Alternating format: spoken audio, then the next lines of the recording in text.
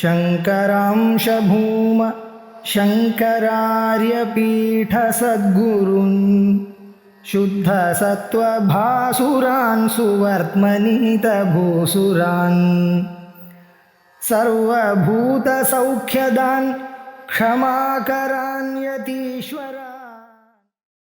श्री गुरुभ्यो नमः। स्वराज्यसिद्धि अध्यारोप प्रकरणं 44வது श्लोकम्। बाह्यार्थान् करणगणेन तञ्च बुद्ध्या बुद्धिं यः प्रथयति सन्ततं स्वभासा आत्मासौ अनधिगतः पराग्भिरेभिः विज्ञेयः तनुभवनान्तरप्रदीपः। ஆத்மஸ்வரூபம் ஸ்வப்பிரகாசம் அப்படிங்கிறத பிரித்து காண்பிக்கிறார், விவேகம் பண்ணி காமிக்கிறார் இந்த ஸ்லோகத்தில். எப்படி இது விவேகம் பண்றது? ஆத்மஸ்வரூபம் ஸ்வப்பிரகாசம்னு நம்ம எப்படி தெரிஞ்சுக்கிறது? அது கிரமமா இப்ப போவோம். பாஹ்யார்த்தான் கரணகணேன பிரதயதி. வெளியில இருக்கக்கூடிய விஷயங்கள் பாஹ்யார்த்தம்னு சொல்லப்படுறது. அது ரூபம், ரசம், கந்தம், ஸ்பர்ஷம், சப்தம்னு 5 விதமாக சொல்லி அதுக்கு ஆசிரியத்தையும் எடுத்துக்கலாம். இப்ப ரூபத்தை பார்க்கிறோம் அப்படின்னு சொன்னா அதை கண்ணால பார்க்கும்படியா இருக்கு.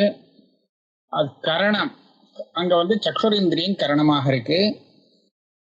அந்த கண்ணுங்கிற சக்ஷுரேந்திரியத்தினாலே வெளியில இருக்கக்கூடிய ரூபத்தை பார்க்கிறோம், திரவியத்தையும் பார்க்கிறோம். அதே சமயத்திலே ரசத்தை எடுத்துட்டோம்னா கண்ணால பார்க்க முடியாது, அதுக்கு ரசனேந்திரியம் வேணும். ரசனேந்திரியத்தினால ரசத்தை தெரிஞ்சு விடலாம். ஆனா ரசனேந்திரியம் அந்த திரவியத்தை தெரிவிக்காது, திரவியத்தை அனுமானம் பண்ணும்படியா இருக்கும். திரவியம் கண்ணால பார்க்கக்கூடியது, அதனுடைய ரசம் ரசனேந்திரியத்தினால தெரியும்.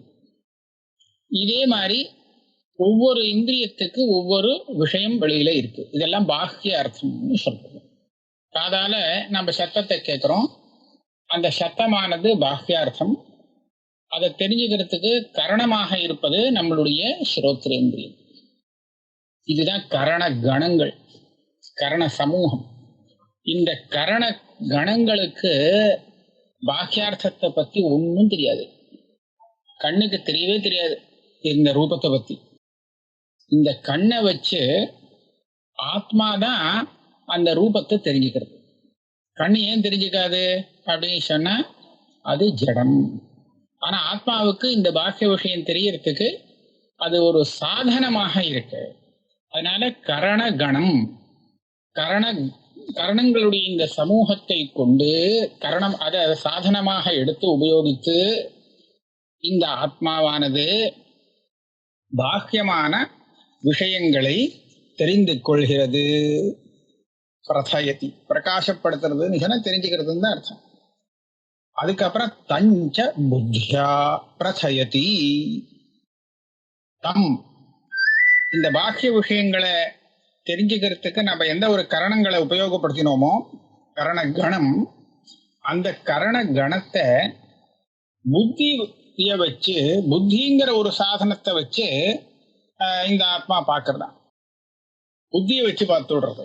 பாக்கிய விஷயங்களை இந்த பாக்கியமான இந்திரியங்களை வச்சுட்டு பார்க்கறது, அதை உபயோகிச்சு பார்க்கறது. இந்த இந்திரியங்களை புத்தியை வச்சு பார்க்கறது. பஞ்ச புத்தியா பிரதயதி. ஆனா என்ன சொல்றார்? நம்ம இந்திரியங்கள்லாம் அதீந்திரியமாச்சே, அதை எப்படி புத்தியை வச்சு பார்க்க முடியும் அதை அப்படின்னு நமக்கு ஒரு சந்தேகம் வரும். கண்ணை அனுமானம் பண்ணிக்கணுமே தவிர புத்தியால நம்மளுடைய கண்ணு நமக்கு தெரியுமா? கண்ணாடியில பார்த்தா தெரியறது கண் இல்லை, அது கோலக்கம். அதனால இந்திரியத்தை அந்த நம்ம பார்க்கறது இல்லை. அதுல இருக்கக்கூடிய இந்திரியம் இருக்கே, சூக்ஷ்ம சரீரத்தை சேர்ந்தது, அதுதான் கரணம். அதை வச்சுதான் நம்ம பாக்கிய விஷயங்களை பார்க்கிறோம். அந்த சூக்ஷ்மமான இந்திரியங்கள் இருக்கே, அதை எப்படி நம்மளால பார்க்க முடியும்? பார்க்க முடியாதுன்னு தோணும். ஆனா இதுக்கு எப்படி அர்த்தம் எடுத்துக்கணும்னு சொன்னா, இப்போ ஒருத்தன் வந்து தனக்கு காது கேட்கல அப்படின்னு தெரிஞ்சுட்டா பதிரஹாகம் அப்படின்னு சொல்றான், தன்னை செவிடன்னு சொல்லிக்கிறான். எப்படி செவிடன்னு சொன்னாக்க அவன் என்ன நினைக்கிறான், அவனுடைய காது தானே கேட்கல, இவனுக்கு என்ன ஆச்சு, இவனுக்கு ஒன்றும் குறை வரல, இவனுடைய காதுக்கு கேட்கக்கூடிய சாமர்த்தியம் குறைஞ்சு போச்சு, அதனால கேட்க முடியாம போச்சு, அது வேலை செய்யல சரியா.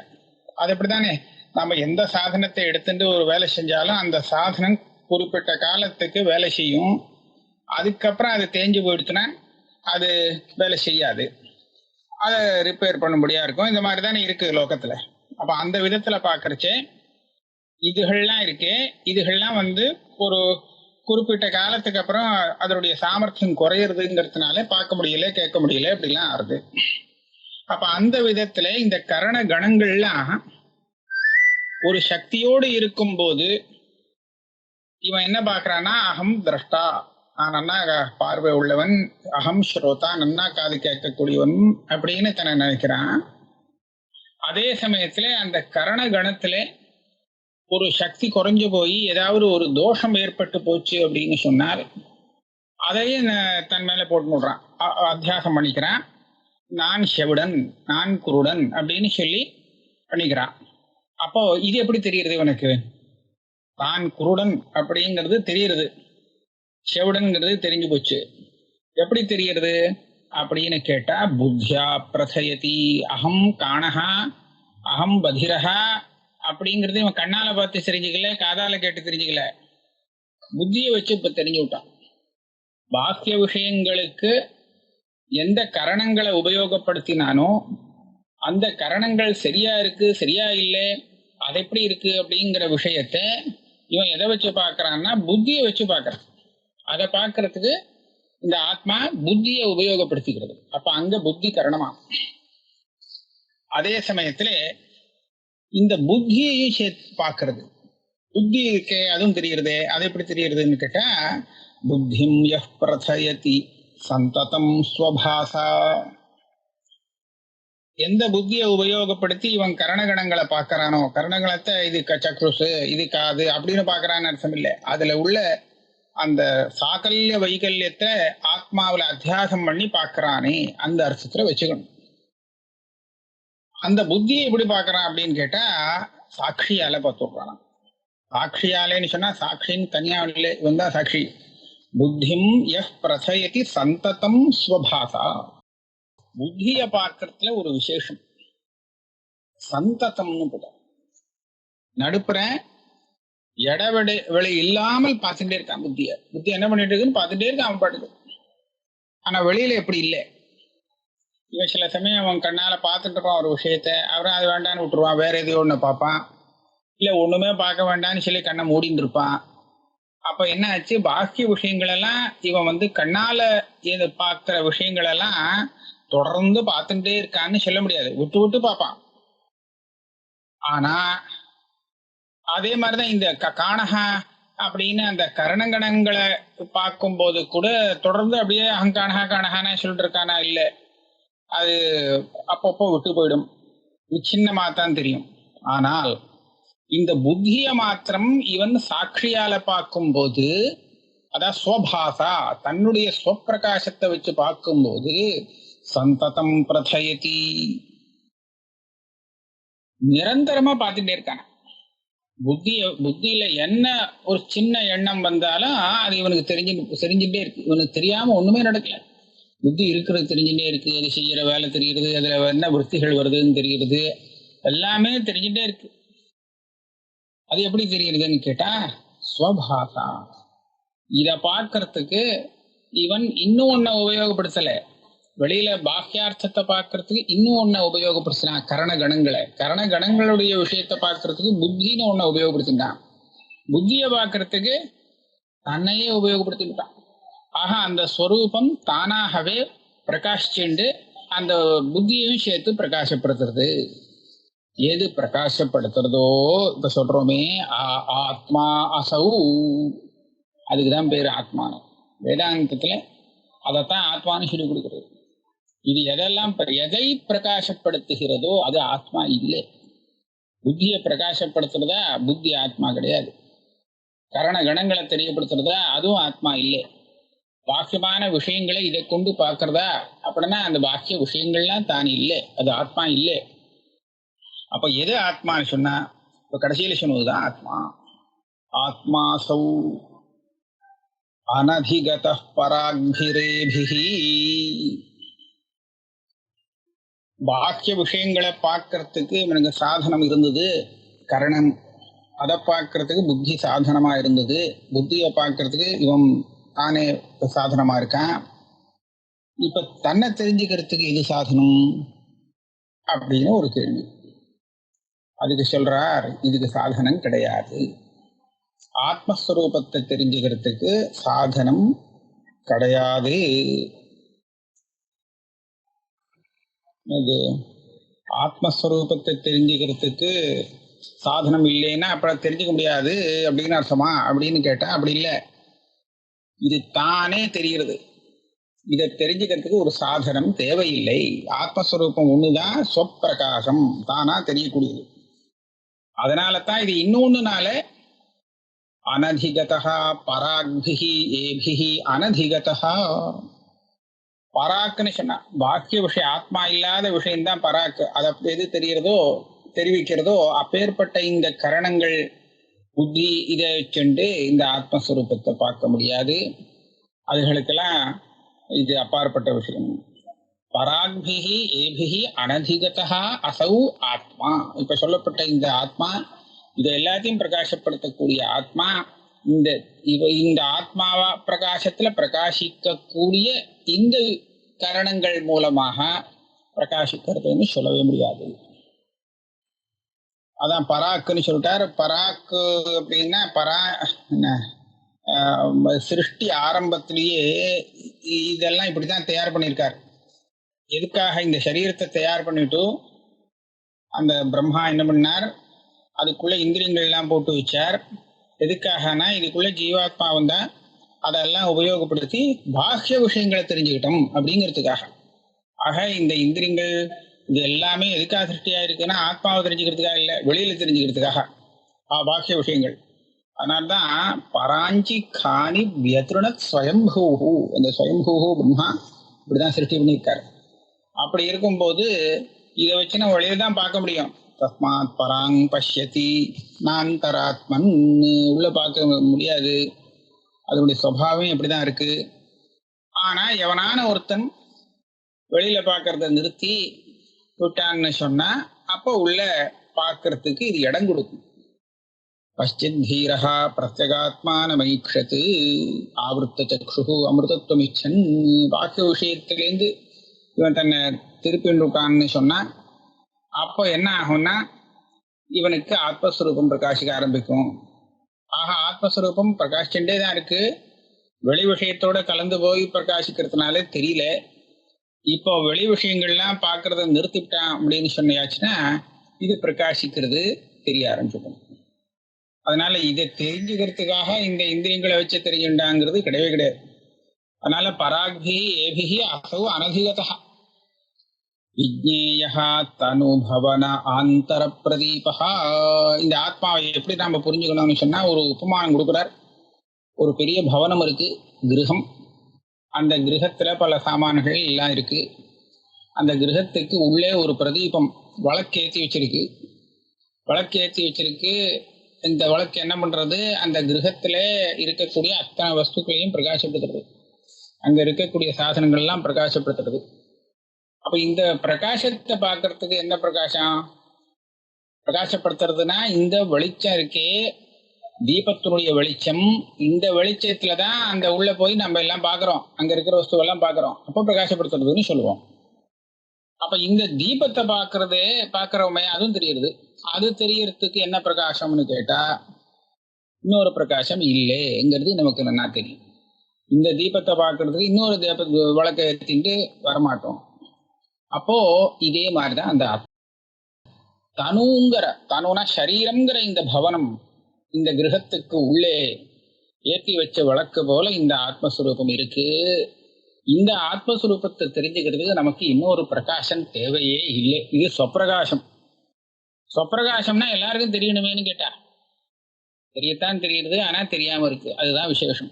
அஜ்ஞானங்கிறது இந்த ஆத்மஸ்வரூபத்தை தெரிஞ்சுட்டே இருக்கக்கூடிய ஆத்மஸ்வரூபத்தை தெரியலேன்னு அப்படின்னு சொல்ல வைக்கும்படிய நிர்பந்தப்படுத்திடுறது. அதுதான் ஆவரணம்னு சொல்றது. இந்த ஆவரணம் மூலமாக இது தெரிஞ்சுட்டே இருந்தாலும் இவனுக்கு தெரியலேன்னு ஆயிடுறது. அப்போ இதை தெரிஞ்சுக்கிறதுக்காகனா அந்த ஆவரணத்தை நிவர்த்தி பண்றதுக்காகத்தான் நமக்கு பிரமாணங்களுடைய சாகாயம் தேவைப்படுறதே தவிர ஆத்மஸ்வரூபத்தை பிரகாசப்படுத்துறதுக்காக இல்லை. ஆக ஆத்மஸ்வரூபம் சொப்பிரகாசமாக இருக்கு அப்படிங்கிறத இந்த ஸ்லோகத்துல அழகா சொல்லிட்டார். இதுக்கு அடுத்த ஸ்லோகத்துல பார்ப்போம். ஆத்மஸ்வரூபம் சொப்பிரகாசம் அப்படின்னு சொன்னதுனாலே அது சைத்தன்யம்ங்கிறது சித்தமாயிடுது. அது சித்ரூபமாக இருக்கு அப்படிங்கிறத இந்த ஸ்லோகத்துல நாம தீர்மானம் பண்ணிக்கலாம். அதுவே ஆனந்த ரூபமாகவும் இருக்கு. சச்சித் ஆனந்த அப்படின்னு சொல்லுவோம் இல்லையா? அப்ப அந்த ஆனந்த ரூபமாகவும் இருக்குங்கிறது அடுத்த இந்த 45வது ஸ்லோகத்துல நிரூபணம் பண்றார். பிரேயான் யஹ சதன தன ஆத்மஜ பிரியாதேஹே யத் பிரேம்ணா பிரியமிதி மன்யதே பராசஹ பாரார்த்யாவதிஹி அவதீரி தைதரார்த்யஹ விஜ்ஞேயஹ சகலு சுகாப்திஹி அந்தராத்மா. பல விஷயங்களை சேர்த்து சொல்றார். இந்த ஆத்மஸ்வரூபம் இருக்கே சுகாப்திஹி அந்தராத்மா. இப்போ இந்த உள்ளுக்குள்ள பிரதீபம் போல இருக்கு ஒரு ஆத்மா சொன்னோமே, இந்த ஆத்மா சுக அப்திஹி. சுகன்னா தெரியுது, அப்திஹி அப்படின்னு சொன்னா சமுத்திரம், சாகரம். அதாவது ஆனந்த சமுத்திரமாக்கம் இது. சமுத்திரம்னா சமுத்திரம்னு இல்லை, ஆனந்தங்கிறது நாம பார்க்கறதுலாம் ரொம்ப குறைவு. இதை பார்த்தா சமுத்திரம் போல அவ்வளவு பெரிய ஆனந்தம் அப்படிங்கிறத நிரூபணம் பண்றார். எப்படின்னு பார்ப்போம். பிரேயான் யஹா, இந்த ஆத்மா பிரியம். பிரேயான்ங்கிறதுக்கு என்ன அர்த்தம்னா இதுவும் பிரியமா இருக்கு, இதுவும் பிரியமா இருக்கு, ஆனா இந்த பிரியத்தை விட பெரிய பிரியம் அது அப்படின்னு சொன்னா பிரேயான்னு சொல்லுவோம். ரெண்டும் பிரியம். ரெண்டு பிரியத்துல பெரிய பிரியம் எது அப்படின்னு கேட்டா அத பிரேயான்னு சொல்லலாம். இப்ப இங்க ஆத்மா அனாத்மாவில ஏகப்பட்ட பிரியங்கள் இருக்கு. அதுக்குள்ள அவாந்தர தாரதமியங்கள்லாம் உண்டு. இதை விட அது பிரியம், அதை விட அது பிரியம். ஆனா அனாத்ம பிரியம்னு சொல்லி ஒன்னா பிரிச்சிருவோம். அப்புறம் ஆத்மா அது ஒரு பிரியம்.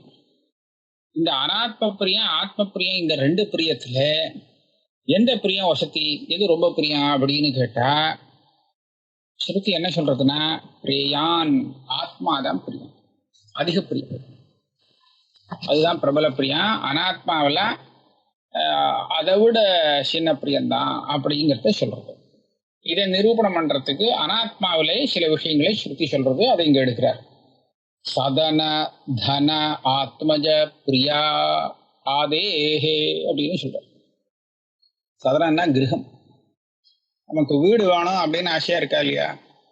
உடனே ஒரு வீடை வாங்குறா, அந்த வீட்டை அழகா வச்சுக்கிறா, அந்த வீடு அவனுக்கு ரொம்ப பிரியமாக இருக்கு அப்படிங்கிறது தெரியுது. அப்ப சதனங்கிறது பிரியம். அதே மாதிரி தனம் வேணுமா வேண்டாமான்னு கேட்டா அதுவும் வேணும். அது பிரியமா இருக்குமா இல்லையானா அதுவும் ரொம்ப பிரியமா தான் இருக்கு. தனமும் பிரியம்தான். அப்புறம் ஆத்மஜன் சந்ததி பையன் வேணுமா வேண்டாமா? வேணும், அதுவும் பிரியமான விஷயம்தான். பிரியானா பாரியை வேணுமா வேண்டாமா? அது எல்லாமே 4 பிரியம் இருக்கு. இன்னும் ஆதி இன்னும் நிறைய இருக்கு. அதுல சதனம், கிரகம், தனம், புத்திரன், பிரியா, பாரியா, 4 எடுத்துப்போம். இந்த 4ம் பிரியங்கிறதுல சந்தேகம் இல்லை, பிரியமான விஷயம். ஆனா இந்த பிரியத்துல எது பெரிய பிரியம் அப்படின்னு கேட்டோம்னா ரெண்டா எடுத்துன்னு பார்த்தோம்னா கிரகத்தை விட தனத்துல பிரியம் ஜாஸ்தியா. கிரகத்தை விட தனம் பிரியம் ஜாஸ்தி அப்படின்னு சொல்ற. அதுக்கு ஒரு பிரமாணம் வேற காண்பிக்கிறார். ஆபதர்த்தே தனம் ரக்ஷே. ஏஷு ச அனுகூலேஷு உத்தரோத்தரம் பிரீத்தியாதிக்யம் பிரசித்தம் ஏன ஆபதி உத்தரோத்தர ரக்ஷணாய பூர்வபூர்வம் ஜஹாதி. இந்த கிரகத்துல இருந்தால் கிரகமும் இருக்கு பணமும் இருக்கு, அந்த பணமானது நஷ்டமாயிடும் அப்படின்னு இருந்தால் கிரகத்தை விட்டுட்டு பணத்தை காப்பாத்துறதுக்காக போடுவான். அப்படின்னா இதுல என்ன தெரியுது? பணத்தை காப்பாத்திக்கிறது முக்கியம்னு தெரியுது. அப்படின்னா கிரகத்தை விட அது பிரியம். அதே மாதிரி பணத்தை காப்பாத்தணுமா புத்திரனை காப்பாத்தணுமா அப்படின்னு அங்க நம்ம பார்த்தோம்னா பணம் போனா போறது, புத்திரனை காப்பாத்தி விடலான்னு அப்படி தோன்றது. அப்ப புத்திரன் பிரியம்னு தெரியறதோ இல்லையோ. அப்ப இப்படி பார்க்கறச்சே இதெல்லாம் அனாத்ம பிரியம். அனாத்ம பிரியத்திலேயே இதை விட அது பிரியம், அதை விட அது பிரியம், அதை விட அது பிரியம்னு நிறைய தாரதமியம் உள்ள பிரியங்கள்லாம் இருக்கு. இதெல்லாம் ஒரு பக்கத்துல வச்சுடுவோம். இந்த ஆத்மஸ்வரூபத்தை இன்னொரு பக்கம் வச்சுட்டோம்னா இந்த அனாத்ம பிரியங்கள் அத்தனை காட்டிலும் இந்த ஆத்மாங்கிற பிரியம் இருக்கே இது பிரேயான் அதிகமான ஒரு பிரியமாக இருக்கும் அப்படின்னு முதல்ல சொன்னார். இது நமக்கு உபனிஷத்து சொல்லி கொடுக்கிறது. ததேதத் பிரேய புத்திராத் பிரேயோவித்தாத் பிரேயோன்யஸ்மாத் சர்வஸ்மாத் அந்தரதரம் யதயமாத். இதுக்கே இன்னொரு பிரமாணம் சொன்னா தேவையில்லை. மற்ற பாக்கிய விஷயங்கள் எல்லாம் இதை விட அது பிரியம், அதை விட அதை பிரியம்னு சொன்னா இது போனா போறது, அது நமக்கு வேணும் அப்படின்னு நமக்கே தெரியுது. இதை விட்டாலும் பரவாயில்ல, அது அதை காப்பாத்திடணும்னு நம்ம எதை நினைக்கிறோமோ அது அதிக பிரியம்ங்கிறத நம்மளா ஊகிக்க முடியும். ஆனா அது எல்லாமே பாக்கிய விஷயமா தான் இருக்கு. ஆத்ம விஷயத்துல அப்படி இருக்கா? ஆத்மாவை பிரியம்னு இவன் நினைக்கிறானா அப்படிங்கிறது தெரியல. அப்ப அதுக்காக இன்னொரு யுக்தி சொல்லும் இருக்கு. யத் பிரேம்னா பிரியமிதி மன்யதே பராச்சஹா. இதுதான் நல்ல ஒரு யுக்தி. ஆத்மா பிரியமா இருக்கிற காரணத்தானதான் இதோடு சேர்ந்து அந்த பாக்கியமான விஷயங்களும் பிரியமா தெரியுது.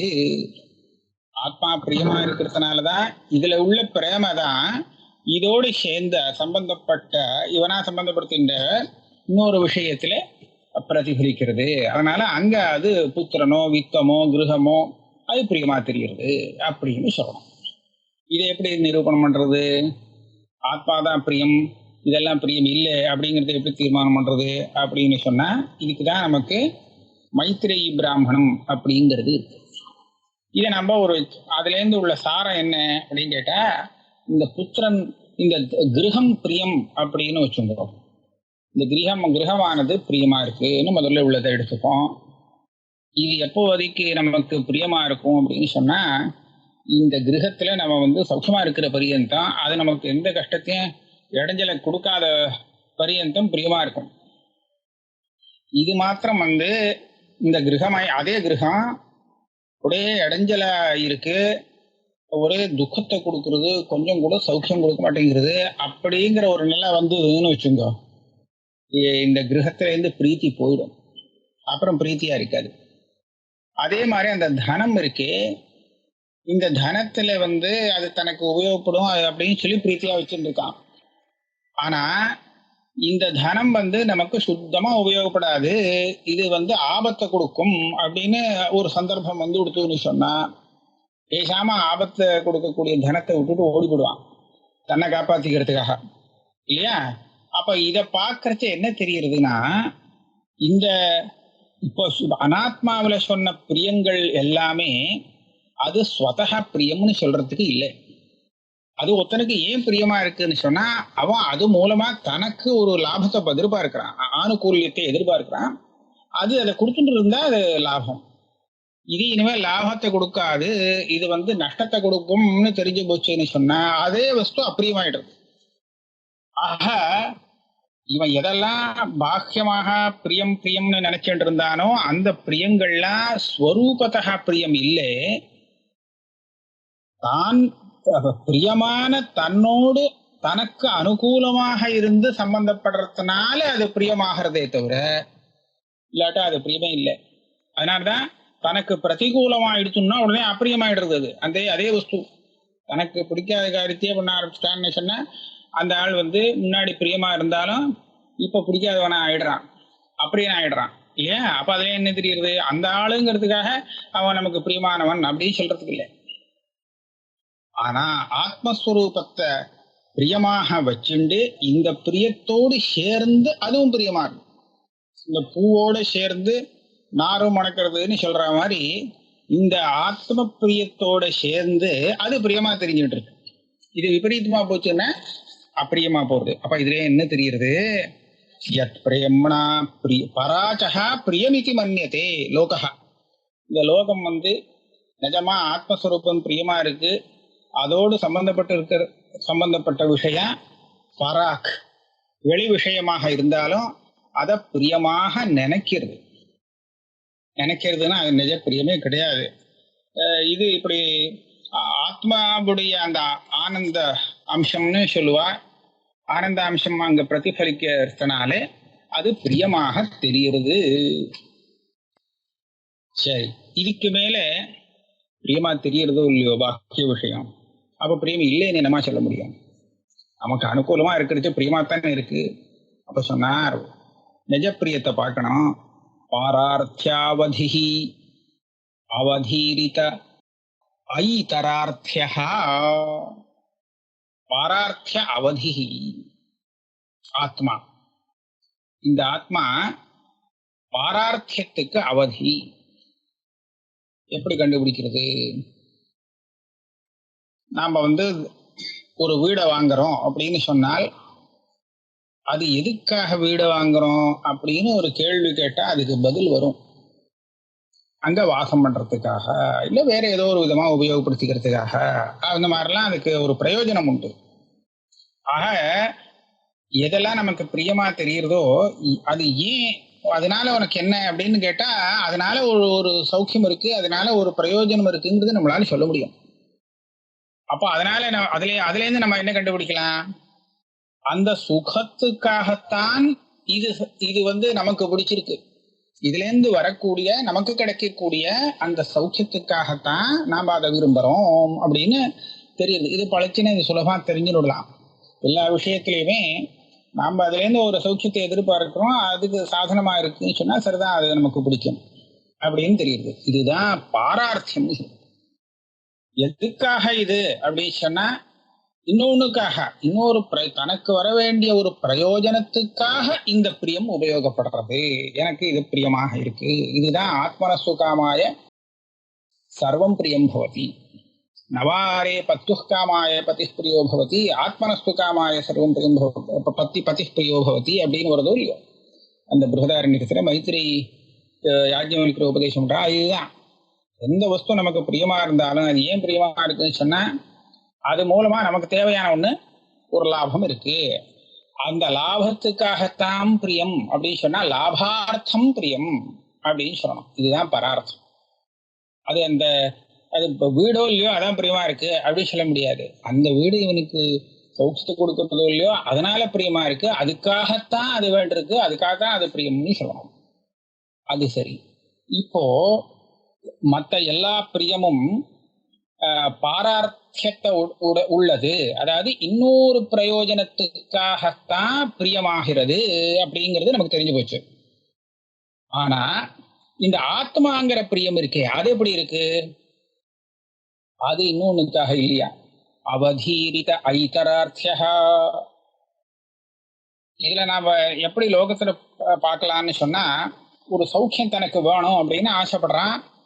அந்த சௌக்கியத்துக்காக என்ன பண்ணணுமோ அதெல்லாம் பண்றான். அவன் பண்ற காரியங்கள்லாம் அந்த சௌக்கியத்துக்காக அப்படின்னு நம்ம புரிஞ்சுக்க முடியும். இந்த சௌக்கியம் எதுக்காக அப்படின்னு யாராவது கேட்கிறாளோ?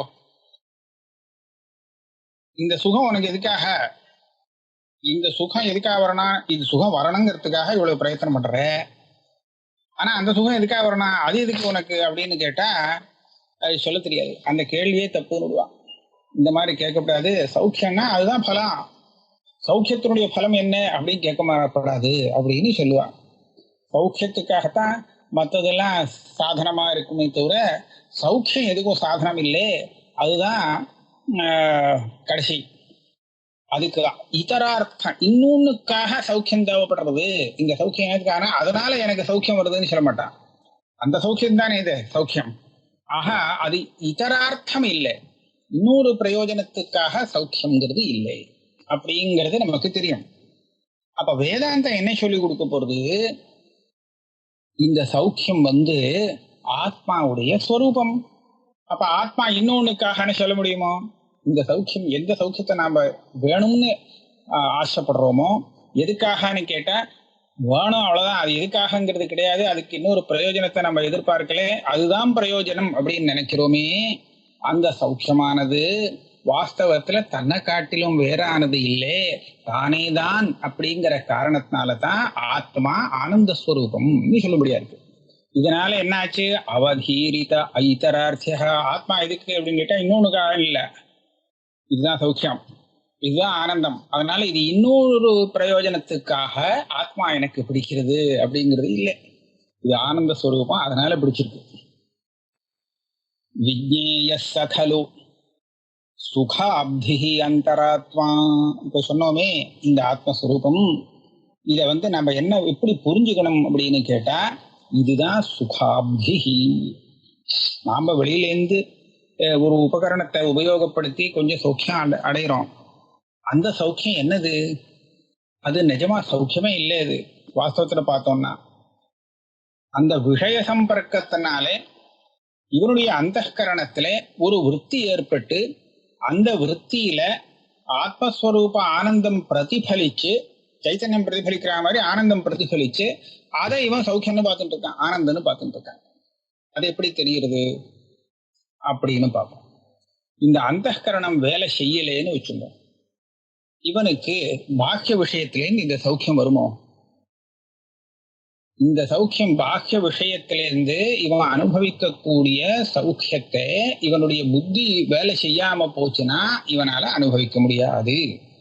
அப்ப அதுல இருந்து என்ன தெரிகிறது, புத்தி அங்க வேலை செய்யணும்.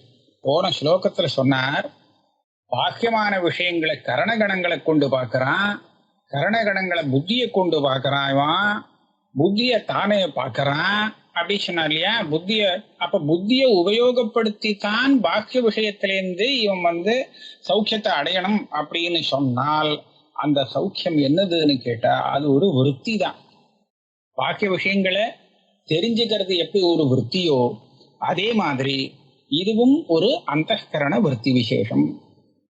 இந்த விருத்தியில ஆத்மாவுடைய ஆனந்த அம்சம் பிரதிபலிக்கிற காரணத்தினால இதை இவ சௌக்கியம் நினைச்சுட்டு ஆசைப்பட்டு இருக்கான். அப்படியானால் எந்த ஆத்மாவுடைய பிரதிபலனத்தினாலே விருத்தி, ஜடமான விருத்தி கூட ஆனந்தமாக தோன்றதோ, அந்த ஆத்மா இருக்கே ஆத்ம சுகம், அது எப்படி இருக்கணும்? சுகாப்தி. ஏதஸ்யைவ ஆனந்தஸ்ய சர்வாணி பூதானி மாத்திராம் உபஜீவந்தி. ஆத்மஸ்வரூபம் எவ்வளவு பெரிய ஆனந்தம்னு கேட்டா, அந்த ஆனந்தத்துடைய ஒரு லவலேசத்தை இந்த பூதங்கள்லாம் பெருசா சௌக்கியம்னு சொல்லி அனுபவிச்சுட்டு இருக்கு, பிராணிகள்லாம் அனுபவிச்சுட்டு இருக்கா அப்படின்னு சொல்றது. அதனால இதை சுகாப்தி, ஆனந்த ஸ்வரூபம், ஆனந்த சாகரம் அப்படியாக இருக்கு இந்த அந்தராத்மா அப்படிங்கிறத உபனிஷத்து நமக்கு சொல்லிக் கொடுக்கிறது. அப்படிதான் முமுட்சு தெரிஞ்சுக்கணும் அப்படின்னு இந்த இடத்துல சொல்றார். ஆக ஆத்மஸ்வரூபம் சத் சித் ஆனந்த ஸ்வரூபம் அப்படின்னு ஸ்ருதியில சொன்ன விஷயத்தை யுக்தி புரஸ்தரமாக ஸ்தாபனம் பண்ணிட்டோம். இதோட வச்சுப்போம். அடுத்த கிளாஸ் அடுத்த